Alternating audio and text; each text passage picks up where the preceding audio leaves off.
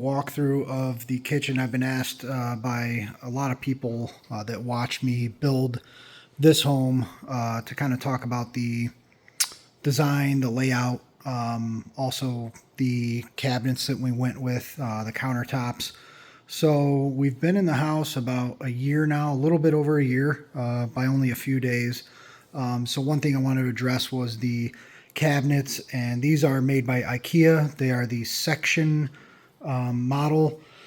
You could get different fronts, and I'll talk a little bit about those. But, you know, like I said, we've been using these for a year straight now. And, you know, all I can really say to sum it all up is they are fabulous. We absolutely love them. And we'll talk about a few reasons why that is so. But, you know, what you can see here, it's really modern, really basic. It's not for everybody. This is what we like, and this is what we designed and went with. So it is a little naked. This isn't typically how we live, but this is kind of, we keep things very neat and tidy and clean. So, but there might be, you know, a few more decorations out and about. I just kind of clean things up here to show you what it normally would look like. So, yeah, I guess, you know, you could kind of see everything going on here. We went with the black, white, and natural wood look. So one thing I could address right off the bat is the island. It's a very large island, as you could tell. It is, you know, the main point of the kitchen, and that's what we wanted to go with. We went with quartz countertops that do have some slight, very light gray veins in it. We didn't want pure white, but we didn't want something too drastic with, you know, thick, bold veins in it. So we opted for something like pretty light, but we absolutely love it. Under here, you could see some it's actually faux wood panels. I was going to get strips and glue them and nail them all, but ended up finding right on Amazon these panels. And you can see they're actually pretty thick. They're probably about 3/4 to an inch deep. Really cool. That's the exact look we wanted, and I went ahead and did it on the inside side panels as well. Gives it a really awesome look. Like you can see, we went with the waterfall edge on both, not only the island but the main counter here. That really gives it an awesome look. So coming around to this end, you can see that we have a mini fridge, some basic cabinets here, the dishwasher, and then on the main counter, basically what we have here is all the same pull-out cabinets, and I'll sort of walk you through those and address those a little bit. But just to give you the general layout first, obviously we have the range hood, have the induction cooktop. This thing is awesome as well. This is GE. Has a lot of cool features on it. Like I said, induction, so you know you do need specific pans at work, but I cook a lot with cast iron, and they are the absolute best pan to use on induction. So I'll put the model number of that in the description as well.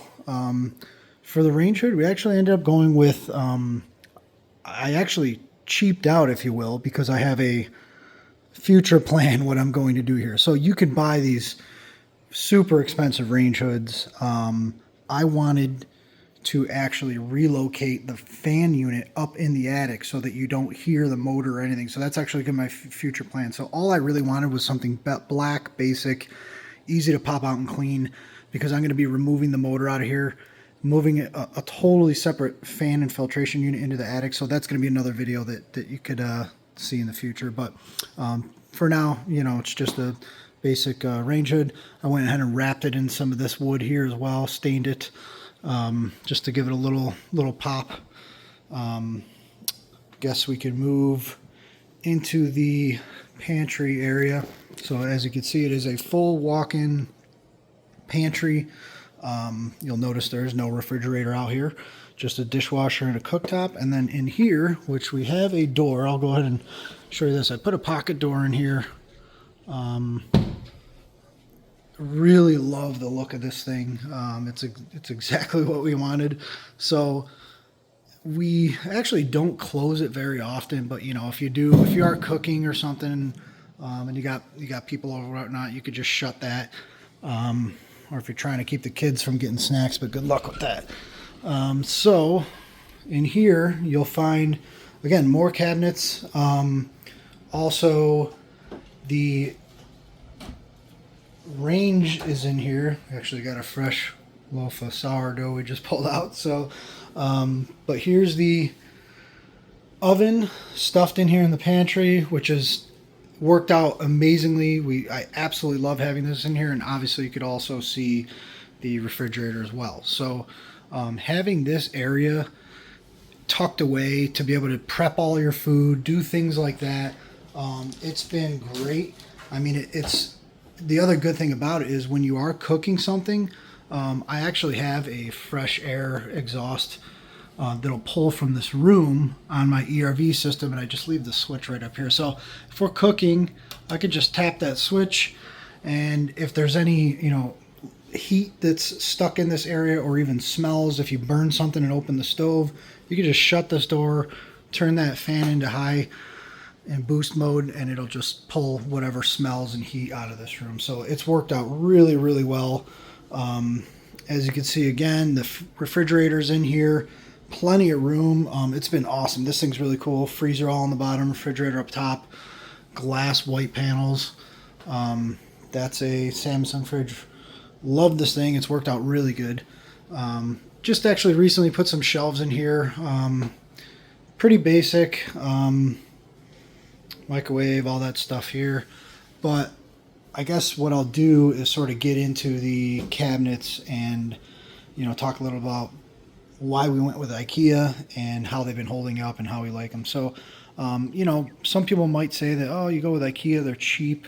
So cheap is not necessarily true. I mean, they certainly saved us money being able to assemble them and install them yourself in general. But I'm just not a fan of spending $20,000-$30,000 on cabinets so that I could say they're solid wood when all that really matters are the fronts. I mean, I don't know what people are doing with their cabinets to need solid wood where it's going to last. I don't know. I mean, I don't see any other thing that's going to go wrong with these, because the major thing that matters is going to be the hardware, the hinges or rollers or slides or fronts. I mean, that's what's going to take all the damage. These things are super, super durable. They are a matte finish, really, really durable. That's all I can say. So we have a 2-year-old and a 4-year-old that literally ride their bikes around here and slam into these, and dirty hands are all over these all the time. Obviously we have the black here that also matte finish, but what's amazing is the fact that these things, honestly, I always joke that they clean themselves. Like I said, we have little kids' fingers and food all over here all the time, and they stay pristine. And even when there is, you can see there's a little smudge right here, and these things, since they're a smooth finish, you could just take a magic eraser, literally wipe it, and they come completely clean, and that's all we do. And we don't even have to do it often. Obviously the countertops, the quartz are going to hold up really well too, so that's a no-brainer. But so I guess to get into a little bit how these cabinets work, is we opted for going with the slide-out ones because I didn't want to constantly be opening these, bending over, pulling things out. That gets really annoying, and once you have cabinets like this, you'll never go back. So you just pull these out, everything you could grab from above. They also have these additional drawers where you could put silverware, utensils, and we actually have those in all the drawers. So every single one is a double, large, deep one. And sort of an extra that you could purchase, which you don't have to, there's little glass inserts, maybe not even be able to tell on camera, but so things don't really necessarily fall out of here, but I think that was originally the purpose. But it does give it like an even more modern, high-end look and feel. And I think these were not a huge cost to add on, and those are in all of them. So we right by the cooktop, we keep all of our pans, all of our cooking utensils would be here. Super convenient. And because this thing is so thin, as you can see, I mean, it is really thin. It only sticks down to right here, so you're still able to put all of these utensils. You can see that Ikea also comes with these brackets that have ventilation in them, specifically meant for cooktops and whatnot. So if we go back over to the oven that's in here, this is a 30-inch cabinet that, again, Ikea makes a specific cabinet that all it really has is a bottom with a support metal brackets, as well as the sides. They have filler pieces in here because not every single oven's going to be the same, fit the same, but the widths and the heights are generally okay, but it comes with some optional fillers and whatnot. And it also comes with the toe kick underneath here that's completely custom cut. You just order whatever total length you need and you can just clip them together. Again, they've held up really, really well.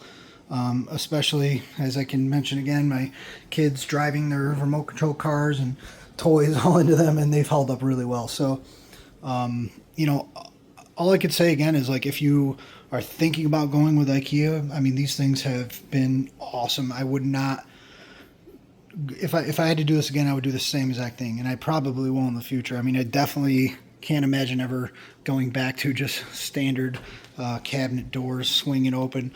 These have been awesome, and tons of storage in here. And guess what? You know what? It's still never enough. I mean, no matter how much storage you have, you know, you always wish you had a little bit more. But you can see here, we even have these ones in here. And then also the Lazy Susan. And IKEA's done a really good job at that. The hinges and everything are really durable. There is no sag in them whatsoever, and they're all completely adjustable. So, you know, even if it does over time, you could adjust them, or if they get bent. And these things are super easy to replace and to purchase if you need to find new ones. They're all over the internet, obviously on Ikea's website, but you can find them elsewhere too. So, yeah, I mean, it comes with this Lazy Susan in here. Again, pretty durable. We've stacked a ton of weight on here. You can see we have like hold big jugs and stuff and lots of canned food, and it holds up really well. So do just have to be careful, because sometimes if you're not paying attention, you could smack this into the stove, into the oven. It's happened a few times, but it's held up good. So yeah, I mean, I guess one last thing to mention is you know, we went ahead and bought all these nice organized containers and whatnot, and labeled them all, which is really cool. I mean, it actually is really convenient.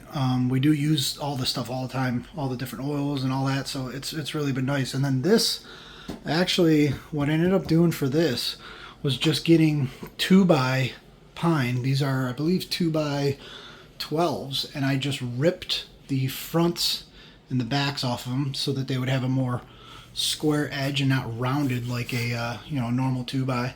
I actually put some studs right into the wall, some lag bolts, cut the bolts off, drilled into these, and just floated them on there. I got a video about that actually too, so check that out. But yeah, I mean, it's just pine 2x, and it looks really, really cool. You know, I guess it goes with the theme of the natural wood we've added into the house. So yeah, I mean, that's it, I guess, for this video. If you do have questions or comments, obviously leave them below. That's kind of what led me to make this video, is because a lot of you have asked me about how the IKEA cabinets have been holding up. So, you know, hope you guys like this video. Hope you guys like the house and the kitchen and everything we've done here.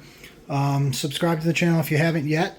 The other thing you can do to support the channel is become a member. So if you just click the join button on my channel, become a member. It's $5 a month, and you'll get a lot of members only videos, specifically more so to boilers and construction tips and tricks and DIY stuff, but you know, it does help out. So I guess with that one said, we'll see you guys on the next one.